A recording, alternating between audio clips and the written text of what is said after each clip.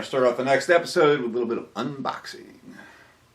These are the new fret files that I just got. This is evidently a new product. Got these from Sweetwater. Music Nomad.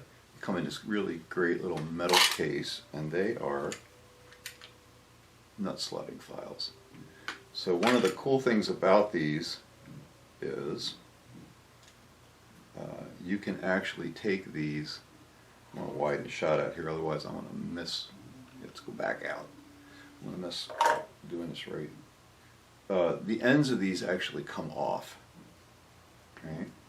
So you can very carefully take this, he says confidently, pop these ends off. You can. These ends come off. You can kind of see that they're there's a little bit of an indentation there on the end. If I can zoom in, right? So where this is, this end comes off. These files come out. Come on, focus. These files come out, and then you can turn them around. Because if you use one end, you can kind of wear them down a little bit. They're all diamond impregnated, and they're all calibrated to the thickness of various sets of strings. And I bought these for late gauge electric, so they're 10 to 46. And I just bought the ones I needed, but they do make a whole bunch of other sizes, and they all fit in this very nice little box. Isn't that cute? That's nice. Grover, gold Grover tuners. Not locking. I never got locking. I never had locking tuners before. I made them. This is a tone pot. This is a PRS already wired with a capacitor tone pot.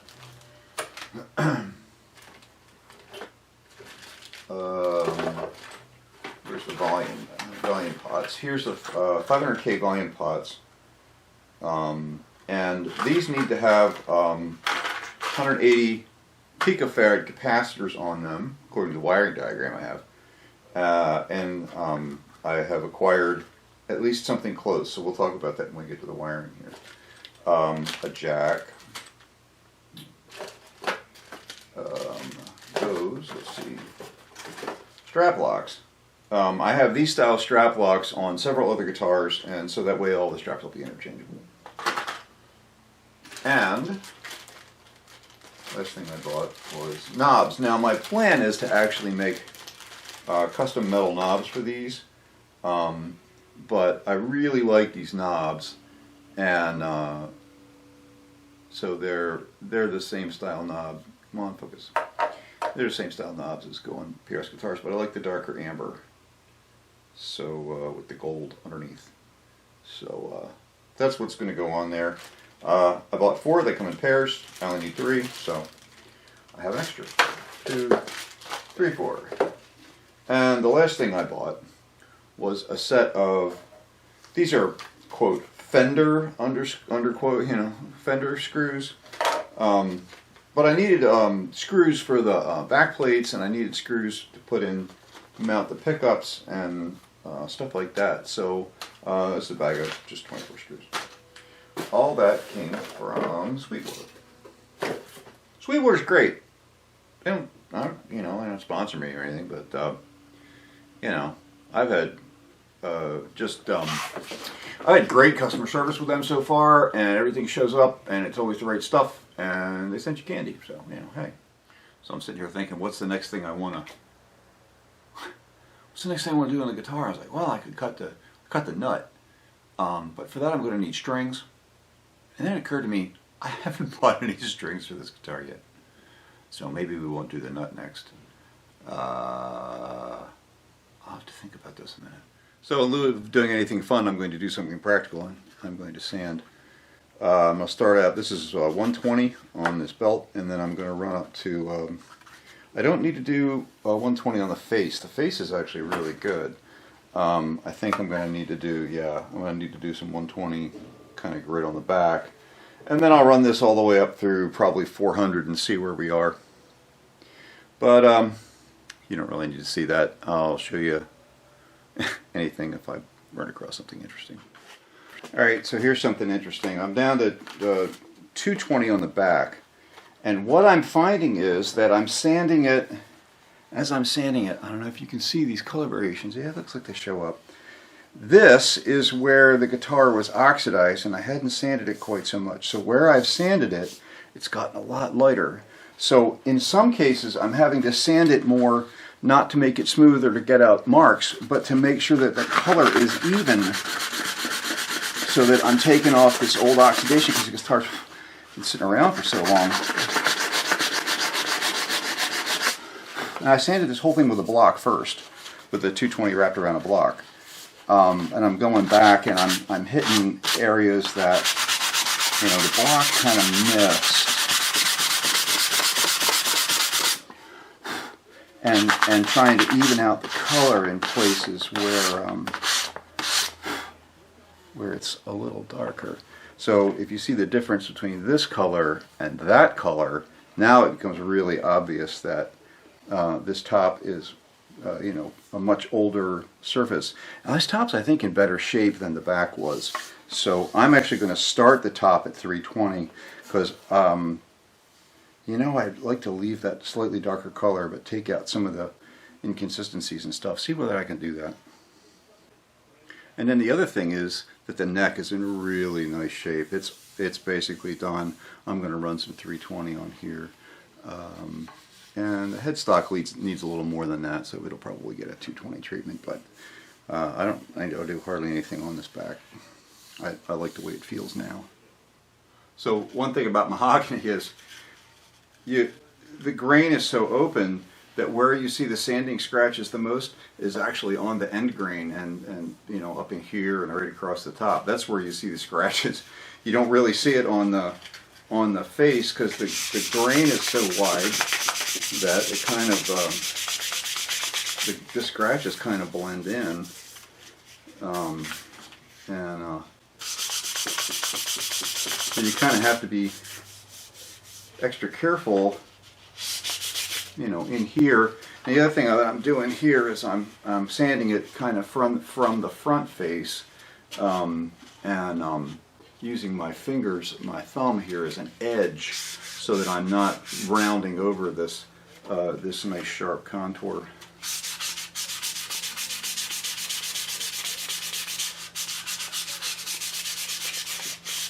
This is this 320 3M rubber backed, plastic backed stuff. I don't even know what they call it. They say it lasts 16 times longer. It holds up forever. The grit is bonded to the plastic really, really well, and the grit doesn't load up with dust, and it lasts a heck of a long time. And it's real easy to like wrap it around your fingers or stuff like that. It's great stuff. I'm a fan. Alright, so I got the neck sanded to 320. I got one divot in the neck right here, and I don't think there's any really easy way that I can fix that. I think I'm just going to live with it. It's not anywhere that I'd ever feel it. I can't feel it, you know, even running my hand across it, because it's right here. You have to be playing, you know, this is the 12th fret. You have to be playing way up here, which I do from time to time, you know. I never had a cutaway. Well, I guess I have. I have an electric cutaway, but my acoustic isn't a cutaway. So even when playing up here, that notch, the little nick is like right here, and you know, I can't. The neck feels so good. Even at 320, the neck feels great. I need to sand the bottom edge down here. This is headstocks now all at 220. It feels pretty good. So I haven't done the face yet. That's all finger sanding. You can't really get a block in here with these contours, you know. All right, so after you know, about an hour's worth of sanding, I'm down to 320 everywhere, and it feels amazing. So I'm gonna clean it down with a little acetone. I don't have any alcohol with me. A little acetone just to make sure that I get all the grit off. Let me kind of look at everything.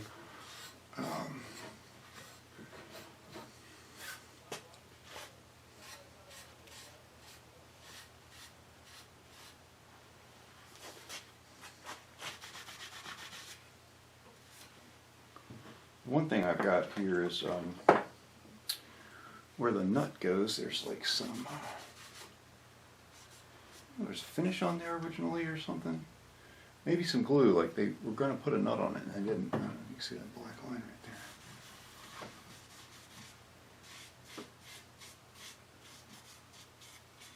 there. You can kind of wipe stuff down with kind of anything. Naphtha, alcohol, anything that's not going to soak into the wood and raise the grain. Don't use water, for instance. This is just enough to dampen the rag down. I could really do this with a tack cloth, honestly. But I don't have one at hand. I do have one here someplace.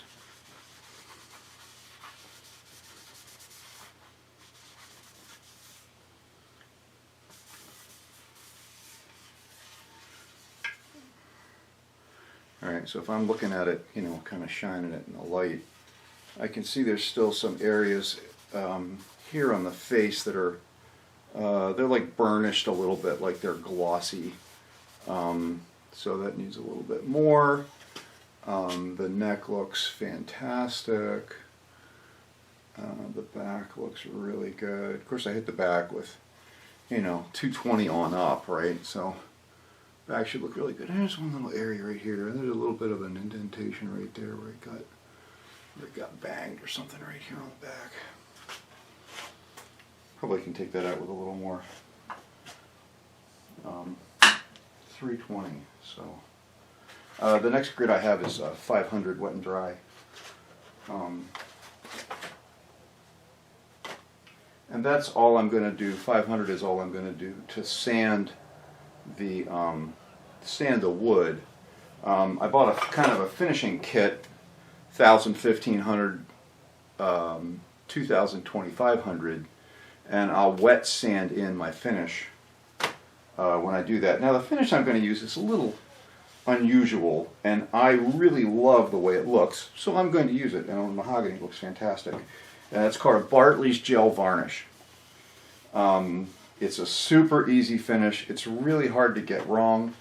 It has basically kind of an eggshell surface on it, and it's a little bit amber, so on this mahogany it's going to look stunning.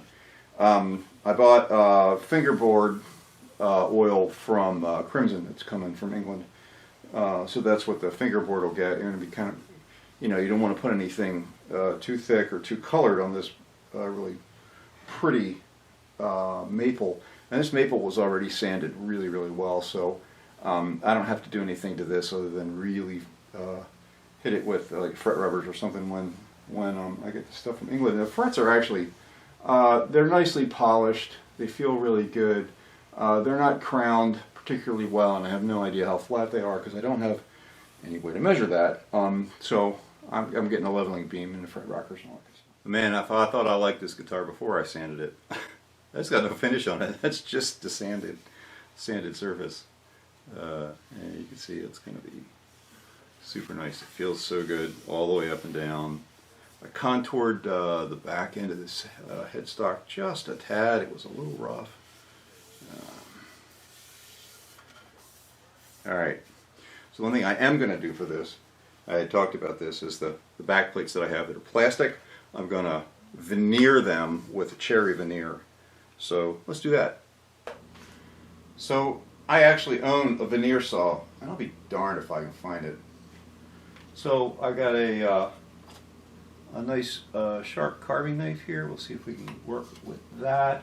If not, I'll hunt a little harder for the fret saw.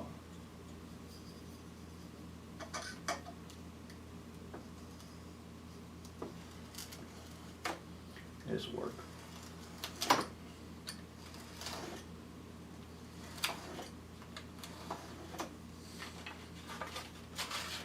Alright. Cutting a little outside this line.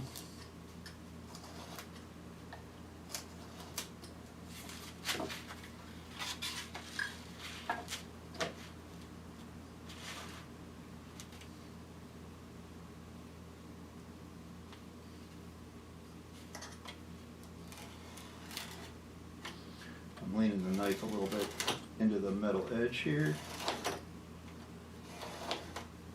There we go.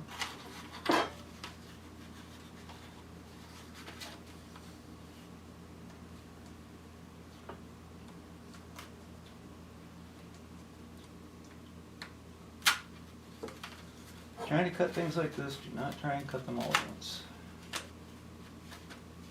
There's no need to rush. Okay.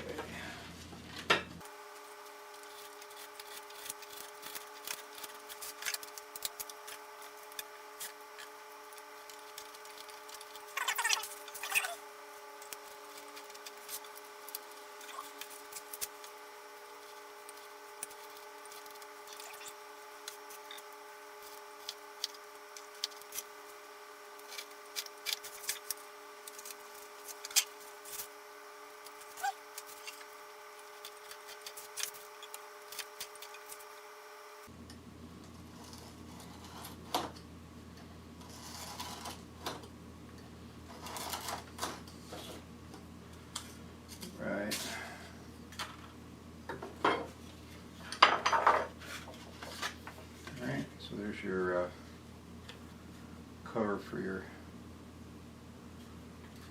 bridge and springs, and here's the control cavity.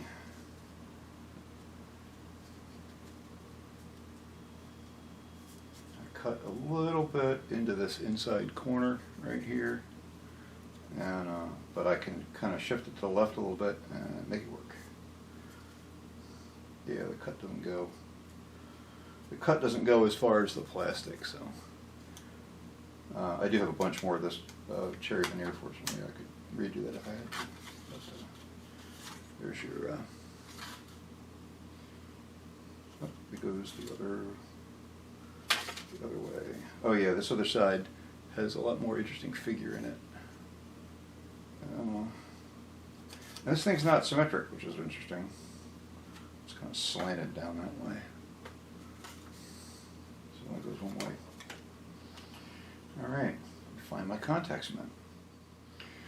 Okay, got the contact cement. Before I actually do this though, these surfaces are pretty shiny, and I need the glue to be able to grip them a little bit better, so I'm going to rub them up with a little bit of 3-point.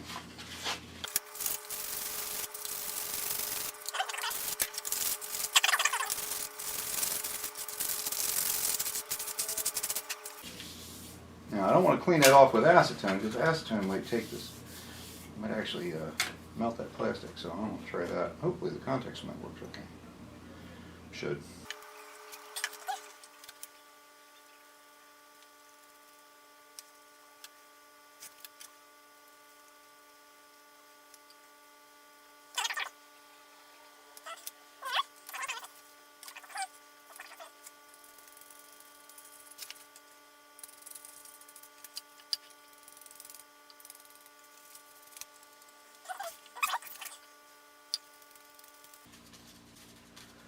I don't have a vacuum press.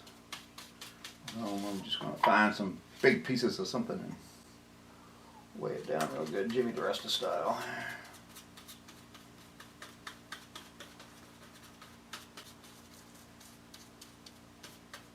Jimmy usually goes and finds some big chunk of metal someplace. Well, I happen to have a chunk of railroad track, and I also have a chunk of I-beam. Alright, it's been about half an hour. Nice and tacky. So one of the tricks for doing this is once these two touch each other, they never come apart.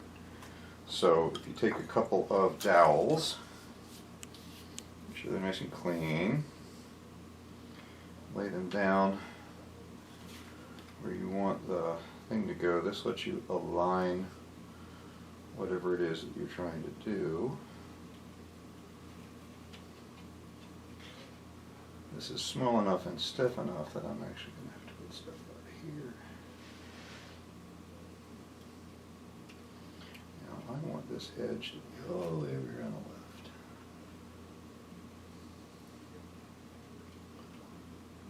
There we go, right there.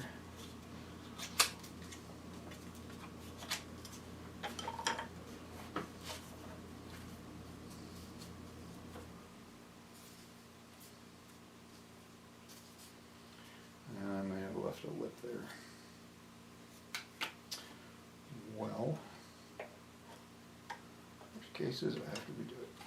Okay, same treatment here.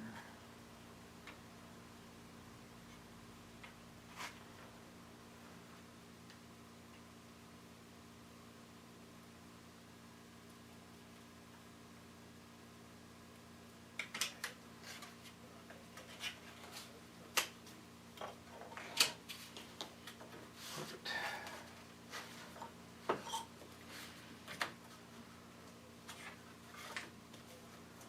The likelihood that I care that those are going to go apart. All right. Now, yeah, this one worked really good.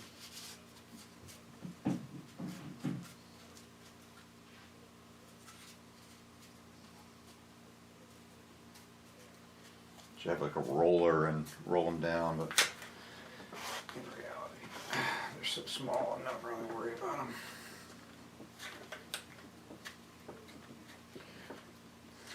Manual compression. I did go get my I-beam, but I don't need it. All right.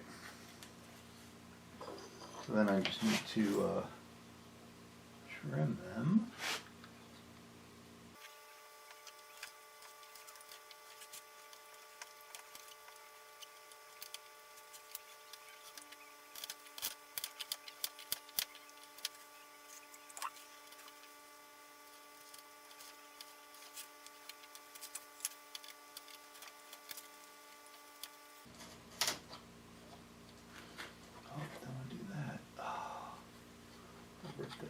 Rip the corner off. Remember I said don't try and do it all at once? Adam Savage. Roll. Just go ahead easy. In this case, I really should not try and, I tried to go down the edge and it picked the edge off. I should have stayed with the knife edge rather than the point so that I'm slicing it rather than grabbing it with the point.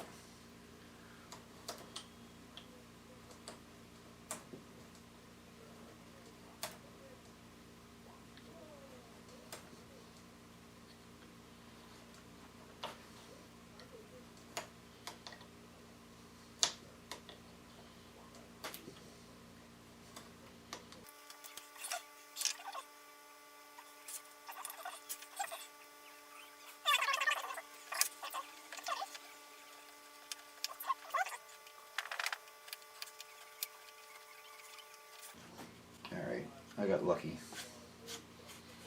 This is going to look really awesome. Alright, I just need to sand this. Super cool. Let's grab a sander. Don't want to try and go across the grain. Want to come on the end grain when I go down. Come down this way.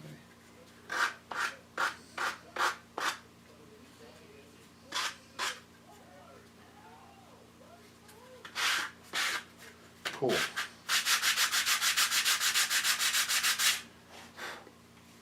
Yeah, it's going to be stunning.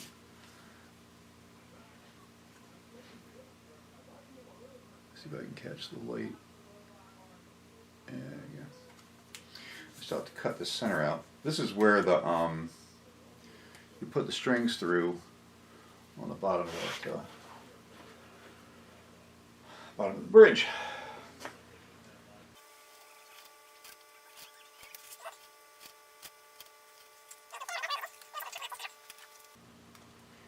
And then kind of carve in using the sharp edge.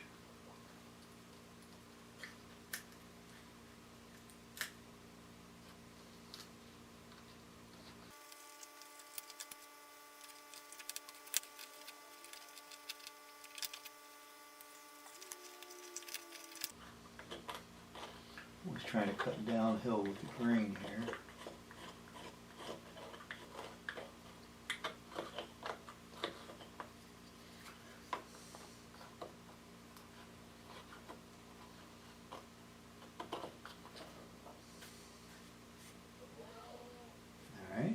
good. Yeah, I get a little bit ragged right here, but I still have some material I can take off. And this opening is so non-critical that I could actually, even if I sanded this whole edge back to get rid of that roughness, you could never tell. Well, that came out pretty good. You know what? I really need a fine file to do that. Get inside there. Well, I can get inside here with the curved edge of the sandpaper block.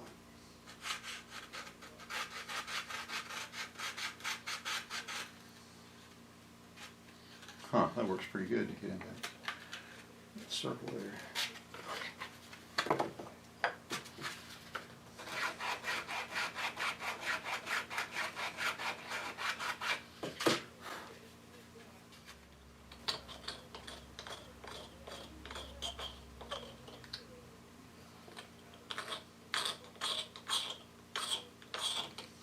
There we go. Scrape the glue off the inside of that plastic.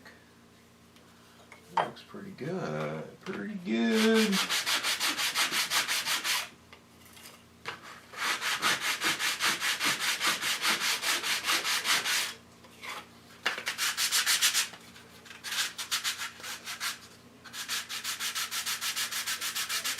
Trying to do this without sanding my fingers. Probably better going this way, aren't I?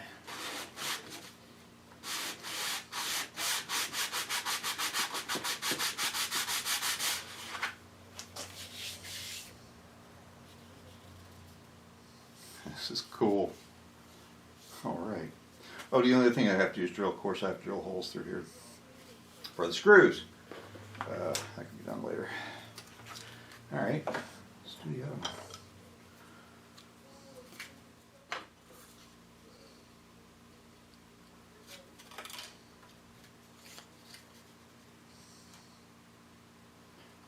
There it is.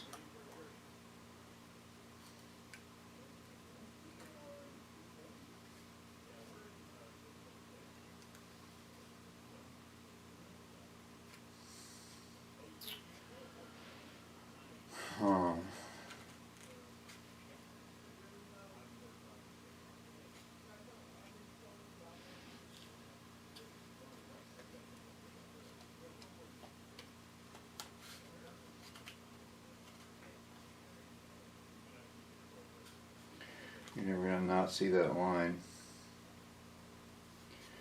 I may have to live with that. Well, lesson learned. Don't try and cut it too tight. I got a little bit of a black line across here. Not much I can really do about it unless I completely redo this.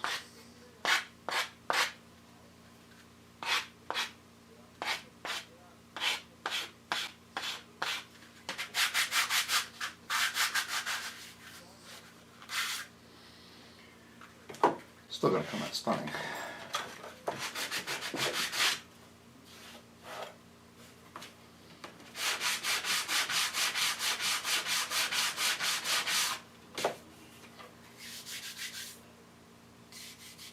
Yep, gonna be good. All right, so I need to drill the holes in here. What do I got for drill index size?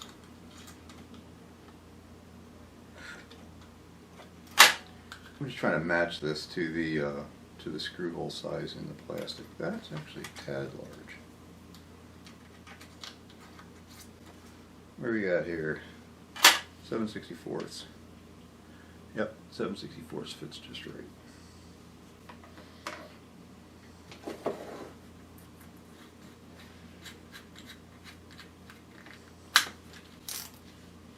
All right, I need a little something to drill into. Here we go.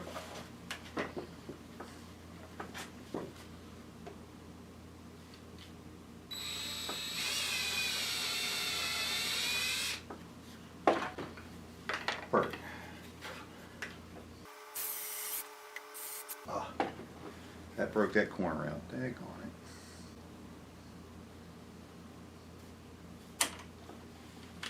So I'm going to turn the drill around, run it backwards, and run it from this side.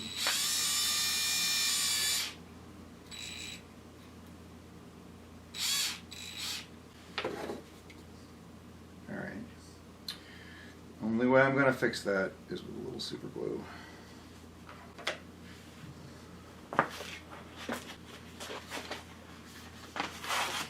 These little tiny super glues are in a blister pack are cheap. They work great, and they'll last quite a while before they'll kind of clog up. So it comes sealed, right? You screw I think you screw the inside part down tight. Or do you have to actually poke these? Oh, you poke them with the cap. Aha. So these should poke with the cap, so the caps have a little nub on the end. And we'll thread the middle one. And these are thin super glue.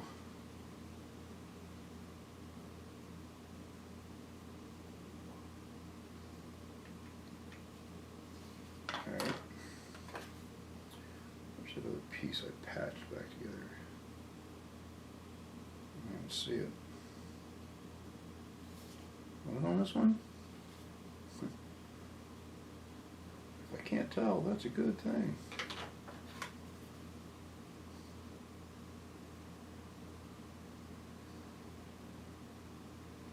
Or was it that corner? Maybe it was that.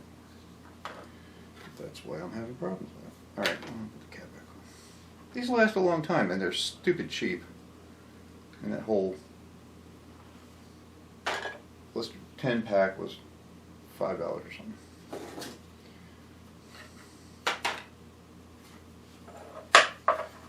Alright.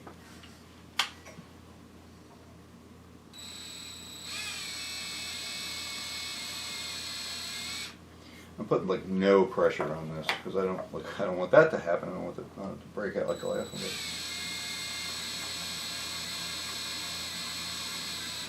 It's almost just the weight of the drill.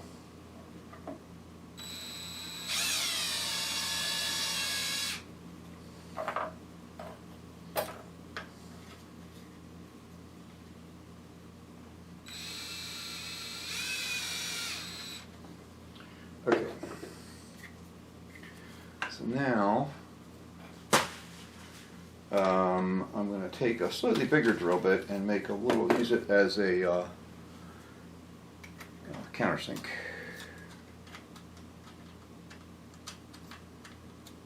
How old was this one? What's in here? Oh, something on the other of that. Just because the screws that I have are need to be countersunk in there.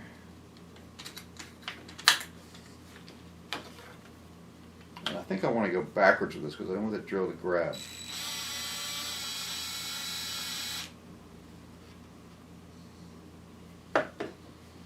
That started to break that corner out. Shouldn't press so hard.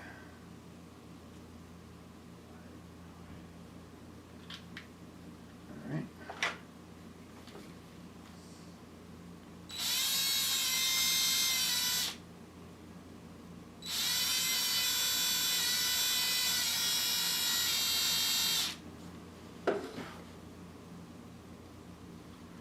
That corner's also trying to chip out on me.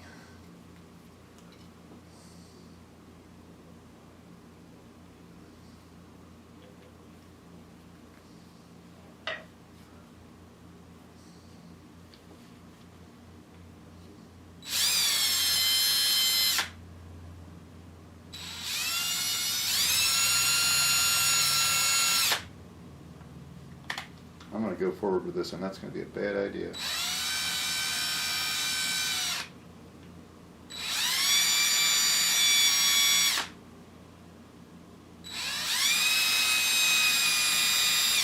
It's working. This drill bit must be really dull. I'm putting 0 pressure on this.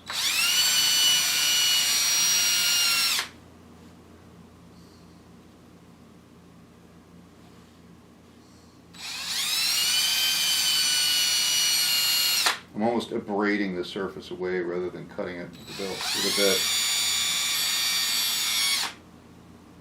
In fact, that might be a better idea, is to actually use a Dremel and actually abrade the surface.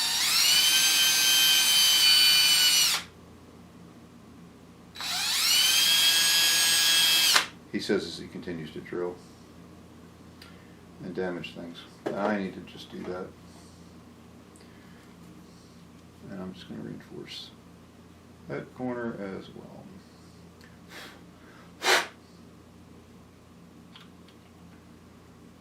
Alright.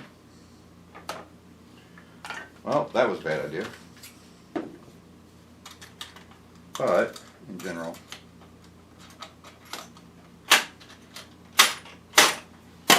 these are going to look amazing. One thing you don't want to use accelerator on something that's on a surface like this. I'll be able to sand that away, and you won't see it. But if you put accelerator on it, it would crystallize up, and then it would be a mess. Although, because it will bind with animal protein, your skin, which is what it was originally designed to do, if you breathe on it, you can actually, your breath will actually act as a catalyst, as will spit. Now you know.